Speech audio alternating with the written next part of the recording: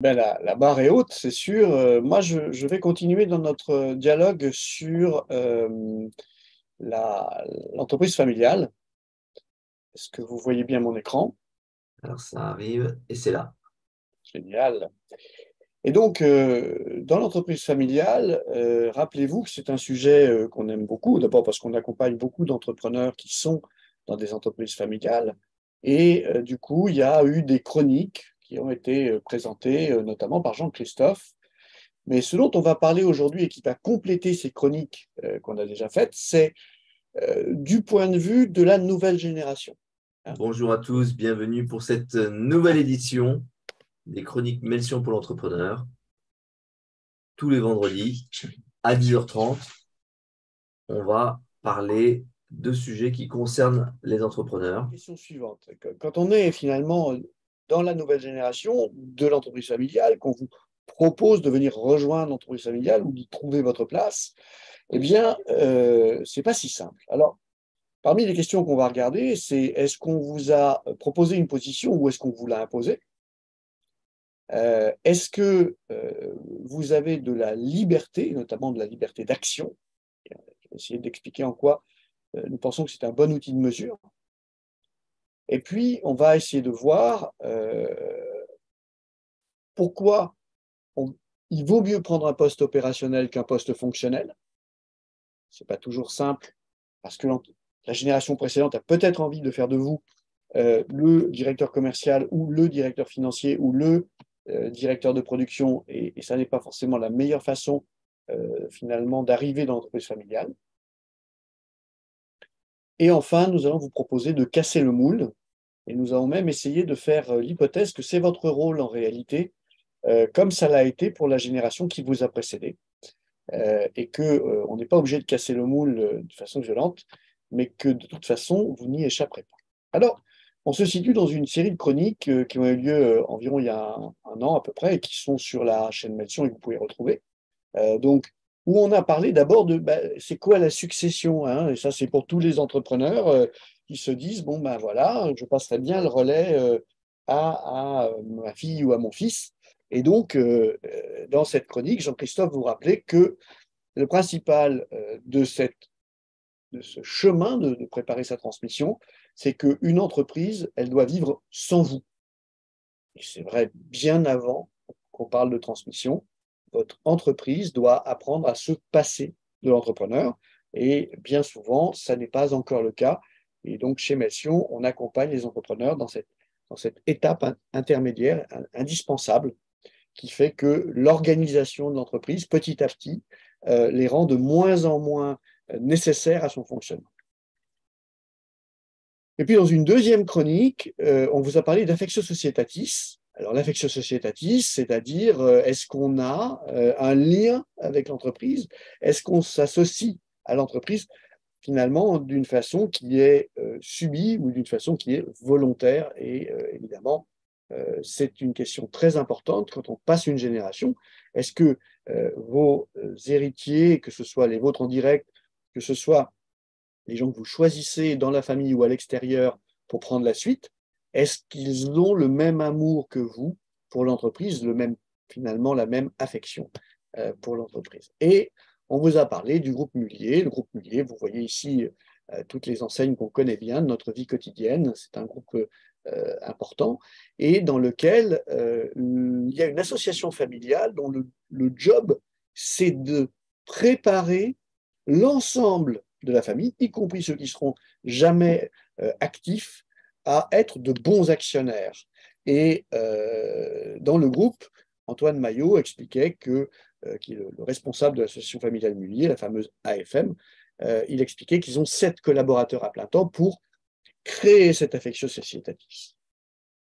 Donc à ce stade, vous voyez que la transmission générationnelle, c'est quelque chose qui peut vous arriver quand vous êtes dans la situation, dans la génération qui va passer le relais.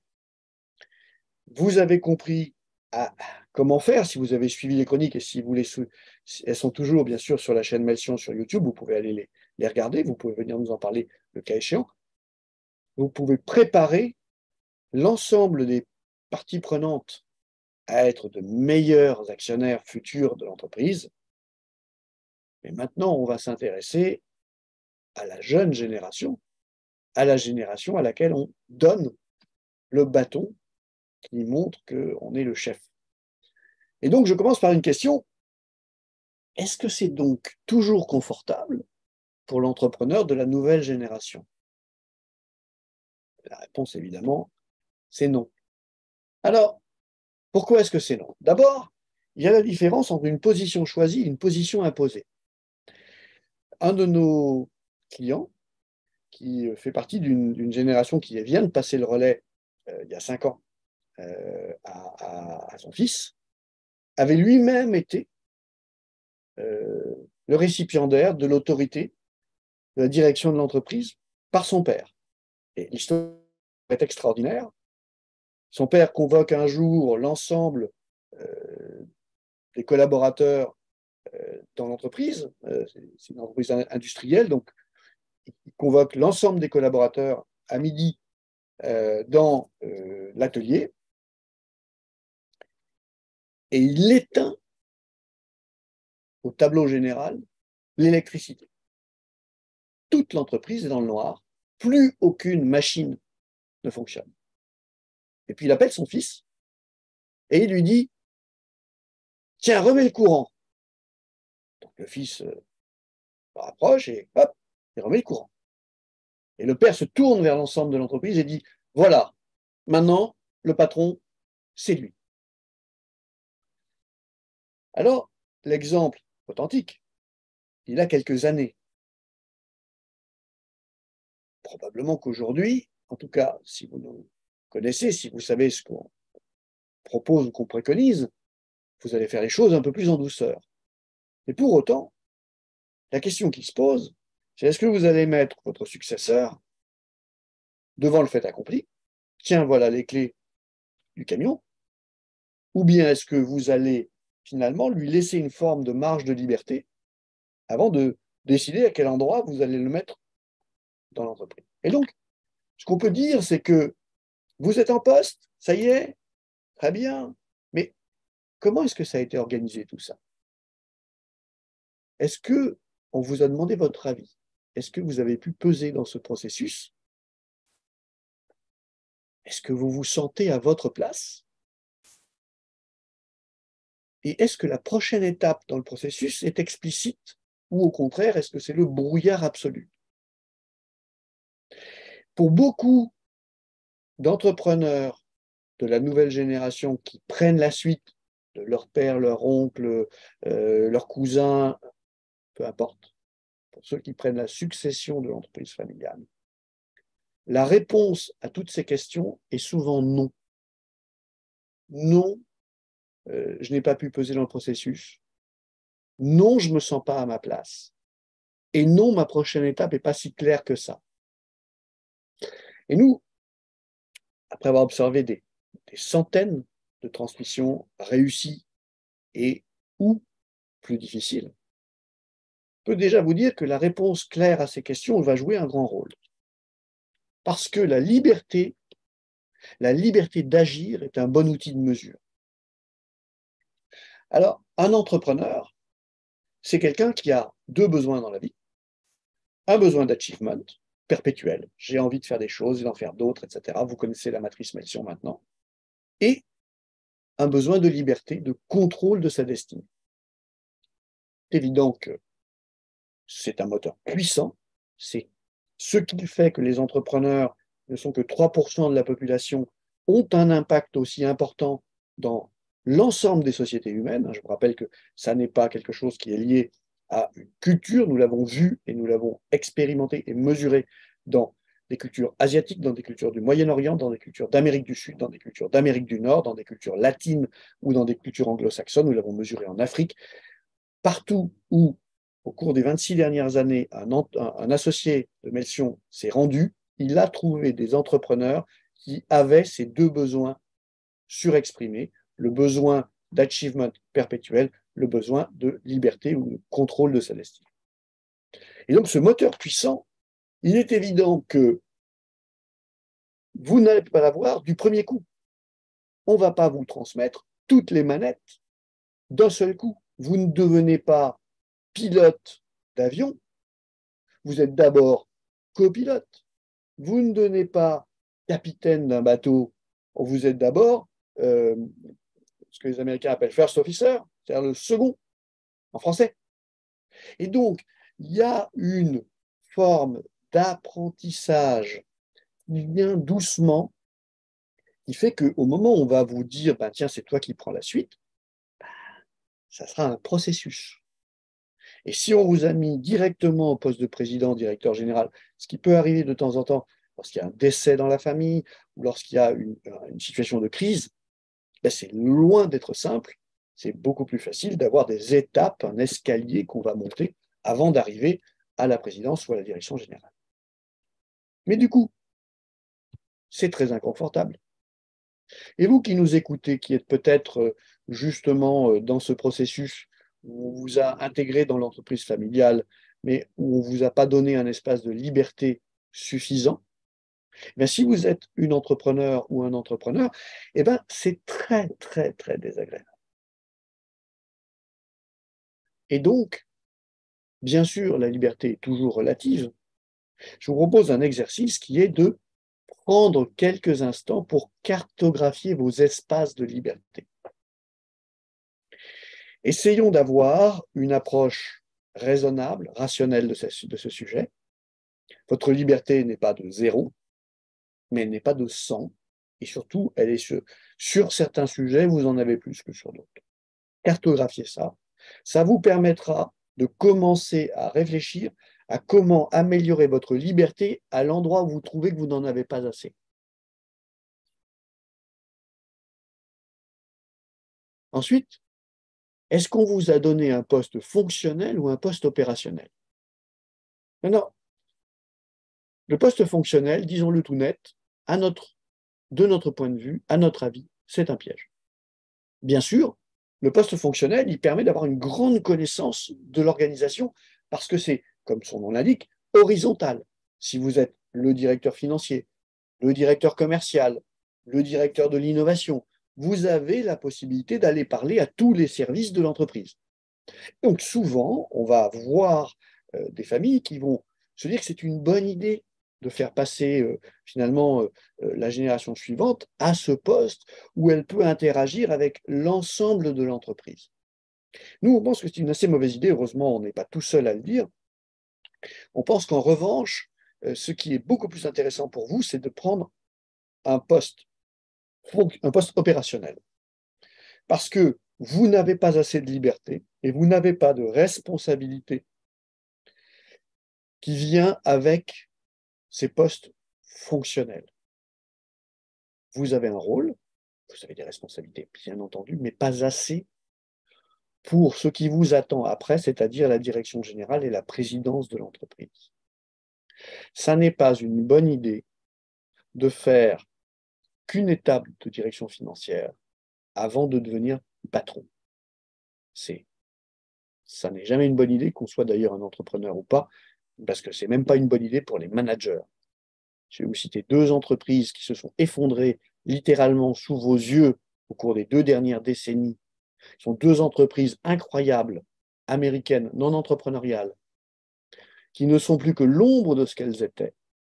Et ça a commencé quand elles ont confié la présidence et la direction générale au directeur financier.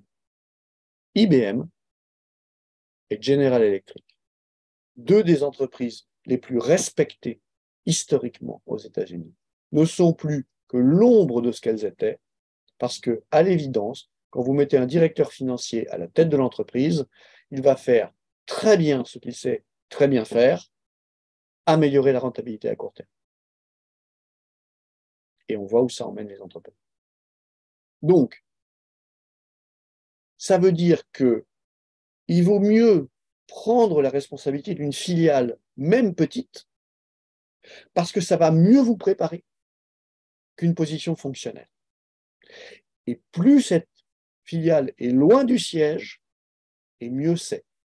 Parce qu'il est clair que si vous avez pris en charge la filiale mexicaine, eh bien, vous avez une forme d'autonomie et de liberté pour agir, que vos décisions soient les bonnes ou les mauvaises, que vous ayez des résultats ou que vous n'ayez pas de résultats espérés, de toute façon, vous allez apprendre à diriger en petit une organisation quasi autonome. D'accord ? Donc, nous vous conseillons, et encore une fois, nous ne sommes pas les seuls, de privilégier les postes opérationnels qui vont vous donner une forme d'indépendance par rapport aux postes fonctionnels. Et puis, dernier point, il va falloir casser le moule. Alors, pourquoi est-ce qu'il faut casser le moule? Parce que c'est le rôle de chaque nouvelle génération d'adapter l'entreprise à l'environnement. Et l'environnement, vous savez quoi? Il a bien changé au cours des 20 ou 30 dernières années, c'est-à-dire la durée du mandat en moyenne qu'un entrepreneur va faire à la tête d'une entreprise familiale. C'est-à-dire que l'entreprise familiale dont on vous donne les rênes là en 2020, par exemple, et que votre papa, votre oncle ou votre cousin a géré, il l'a géré pendant 10, 15 ou 20 ans, c'est-à-dire qu'en fait, il a managé la période 2000-2020.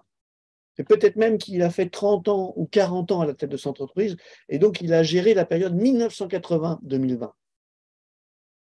Mais je peux vous dire que le monde en 1980, en 90 ou en 2000, il était très différent du monde dans lequel nous vivons aujourd'hui. Et je peux vous faire une confidence, le monde sera aussi très, très différent en 2030 et en 2040.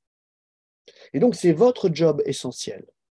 Et vous avez même un deuxième job qui est de préparer l'entreprise à être transmise à nouveau, que ce soit à l'intérieur de la famille, encore une fois, ou à l'extérieur de la famille, transmission dynastique ou transmission monastique, comme Jean-Christophe vous en a déjà parlé de façon brillante.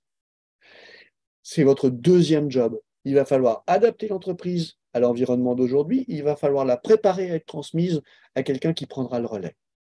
Eh bien, on ne peut pas faire ça sans faire évoluer en profondeur les choix à l'entreprise. Donc les choix qui ont été faits, les personnes qu'on a nommées aux différentes fonctions, sans faire évoluer la stratégie, sans faire de l'innovation au sens d'aller essayer de se positionner sur de nouveaux marchés ou de nouvelles façons de travailler. Donc, ça va vous obliger à changer les décisions qui ont été prises par la génération précédente. Et cela, même si elles ont été bonnes. Bien sûr que c'est difficile à faire.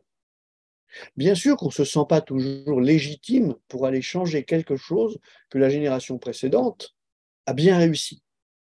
Mais on n'a pas le choix. Et parfois, la génération précédente, elle ne va pas vous laisser faire parce que quelque part, il va falloir la convaincre. Alors, il va falloir convaincre, bien sûr, la personne qui vous a précédé. Il va falloir convaincre les autres actionnaires. Et vous voyez pourquoi c'est important d'avoir fait ce travail d'affectio societatis. Parce que personne ne sait à l'avance si une décision va se révéler être la bonne ou moins bonne. Et donc, on va prendre des décisions en univers incertain. Et donc, il va falloir s'assurer qu'on est tous d'accord pour prendre ce risque ensemble.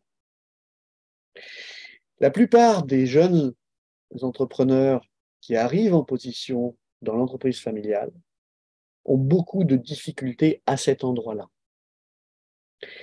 Et donc, ça n'est pas la question « qu'est-ce que je dois changer ?» qui va vous hanter, même si elle est compliquée. C'est comment initier les changements. Parce que l'ensemble des collaborateurs, je vous le rappelle, va être plutôt sceptique quant à vos nouvelles idées.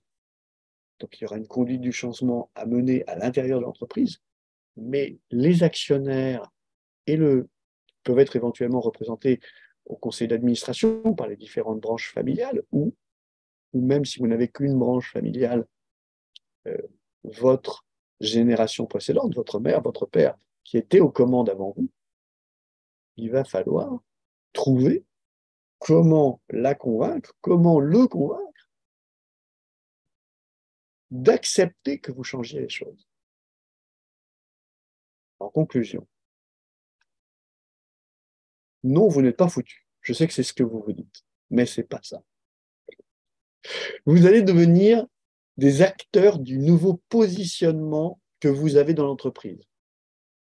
Ne laissez pas la génération précédente décider à votre place à quel endroit dans l'entreprise et dans quelles étapes ils vont faire votre intégration. Vous allez négocier ça avec eux. Mesurer et augmenter votre liberté d'action. C'est fondamental en tant qu'entrepreneur d'avoir de la liberté. C'est normal et légitime de la négocier. Vous allez devoir faire l'effort d'indiquer que vous n'êtes pas à l'aise, pas heureux, pas suffisamment en situation de contrôle dans l'endroit qu'on vous a proposé. Et cela, pas une fois, mais régulièrement. C'est la méthode qui vous permettra d'arriver à un endroit où vous pourrez vous exprimer en tant qu'entrepreneur et vous épanouir. Privilégiez les postes opérationnels. Si on vous donne le choix entre un poste fonctionnel et un poste opérationnel, allez le plus loin possible du siège. Que ce soit géographiquement ou que ce soit en termes de métier, allez à l'endroit le plus éloigné du cœur du réacteur actuel. Et puis enfin, ayez un plan pour changer l'entreprise, qui sera à négocier âprement avec la génération précédente. Donc, ça ne se joue pas en une fois, ça se joue en plusieurs fois. Vous reviendrez à la charge et on vous dira non. Vous contournerez le problème et vous reviendrez proposer de nouveaux changements. Pourquoi? Parce que c'est votre rôle, parce que c'est ce qui va vous rendre heureux. C'est aussi ce qui préparera le mieux l'entreprise à l'avenir.